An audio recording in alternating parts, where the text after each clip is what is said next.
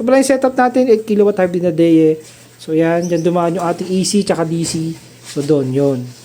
So dyan, then ito yung ating combiner box. Andyan yung DC SPD, tsaka yung battery breaker natin. So yan, nasa loob nyan. May pilot light pa rin. Pagka nawala to, sabihin walang Meralco. So yan. Ito yung battery natin, Dongjin, 51 volts, 300 AH or 15.36 kilowatt hour. So yan, naka wall mounted yan. Vertical setup natin dito sa garahe ni client. So yan. Napakalinis na gawa natin. So pakita ko naman sa inyo yung solar panel sa taas, yung grounding, tsaka yung day app. So yan. Yung gawa natin dito sa Santo Tomas. Siyempre, all of our systems are all properly grounded. So yan, naka-grounding tayo. Para safe na safe yung ating equipment. So yan.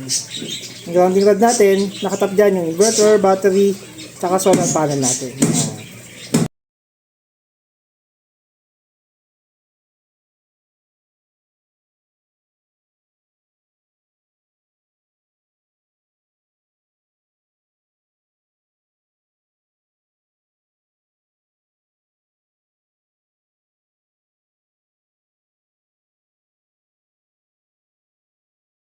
Checking natin. So yan.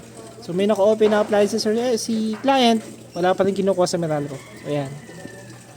10 watts, 5 watts, 15 watts, 20 watts. Ayan, nagsisiro yan. So 3876 yung reading. Dapat hindi siya gumalaw. Yan. Okay na okay.